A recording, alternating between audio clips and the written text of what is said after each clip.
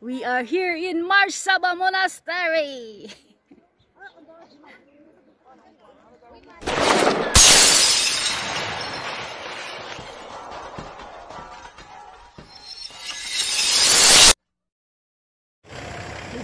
Good morning. Nandito kami sa Marsaba Monastery.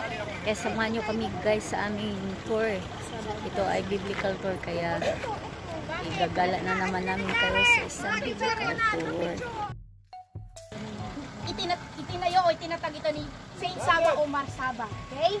At hindi po siya yung Mars na planeta. Siya po isang monk. Okay? So, that's why ang mga babae or girls are not allowed to go inside this monastery because it's a monk's monastery. It's a Greek Orthodox church, okay? And it was built 5th century AD. So matagal na panahon na. Panahon ng Byzantine period pa, panahon ni Queen Helena, ng nanay ni King Constantine, okay? Now, itong Marsaba Monastery, okay? Marahil nagtataka bakit nandito sa kalagitnaan ng Judean Hills, Judean Desert. Kasi si Marsaba nung bata-bata pa siya noon, no? At siya ay taga Cappadocia, Turkey. Ang hirap mo kasi, no?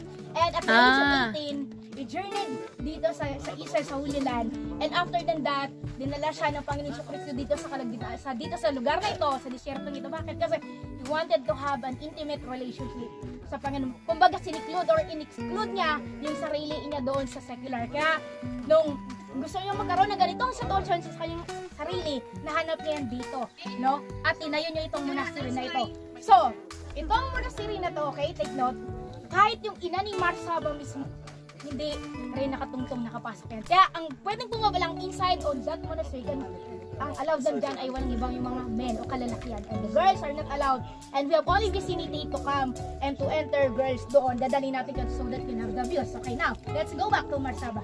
Okay? So, nung kanyang kumbaga, lumayo ito si Marsaba dahil ayaw niyang mahaluan yung kanyang ganong buhay nung magkaroon ng intimacy sa Panginoon Kristo. Magkaroon ng talaga ng heart to heart, no? Ang ginawa niya, napunta siya dito sa desyertong ito, tinayong monastery nito.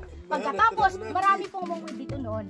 Kaya lang, here comes the era na pagdating sa mga mananakop na dumaan dito, halos pinatay nila lahat ng mongwe. Kaya pansinin nyo, sa panahon ngayon, iilan nila nag-i-exist ng mga monks, okay? And not only that, no, ito si Marsaba, okay? Not only that, tawag dito, sa loob ng monastery na yan, hindi lang monastery ito, bagkos the burial site of Saint Saba o Marsaba yung nagtatago, lumika nitong monastery na nasa loob din. Okay? At may mga iba pang kasama sila. Hindi ko na kilala kung sino-sino sila. Kaya Marsaba Monastery kasi isinunod niya sa kanyang pangalan plus siya ang founder nito. Plus the same time, libingan, burial site niya nasa loob nitong monastery. Not only that, no, yung mga monks na mayroon dito, yung isa sa mga tinuturing o kinukonsider na kasama sa tribo ng mga Israel ay yung Bedouins. So mga Bedouins part of the journey ng mga monks. Kumbaga sila ang naging bahagi sila nung massacre way back nung panahon ng mga maraming mga dito. So, nung napunta na dito si Marsaba plus itinayo niya at kasama yung mga monging naging bahagi ng monasteryong ito dito sa lugar na ito para hindi sila mahaluan ng secular. Kaya nilayo niya yung naging journey ni Marsaba dito sa lugar sa disyerto nito sa lugar na ito kasi nga yun ang pinaka-resulta niya. Now, ano pa ba? May nalimutan pa ako ulan. So, the view itself, it is Judean Hills and Mountains. Kaya mamaya, bibigyan natin ng emphasis sa inyo. But the most significant thing, ito yung monastery ni Marsaba, ni Saint Saba na itinayo niya doon dito sa kalagitnaan ng Judean Mountains and Hills. So, ngayon, para mas ma-appreciate nyo, sa babang bahagi, yung dome dyan, yan yung pinaka-burial site niya, no? Or yung cave, no? Nakita niyo ba? Kaganda dito guys.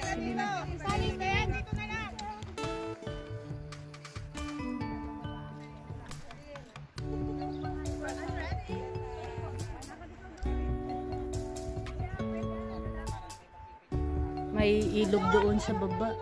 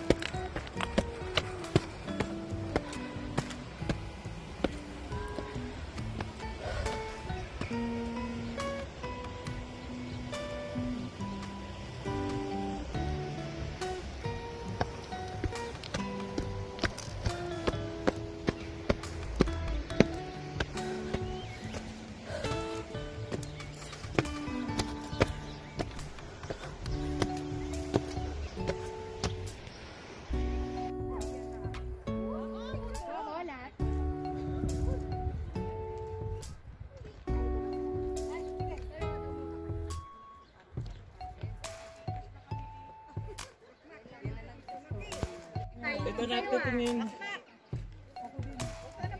Walang di. 1, 2, 3. 1, 2, 3. May barrier talaga siya, no? Tayo. Oo.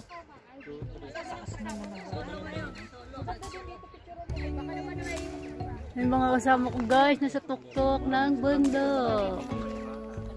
Ayan, mga kasama ko nasa tuktok ng bundok. Kasi wala na yan nabulak. Nga, ano, lalaki, monk. May multo kaya dyan? Mayroon? Ha? May nilibing daw dyan sa loob eh. Nandyan ba ang ano ni Marsaba?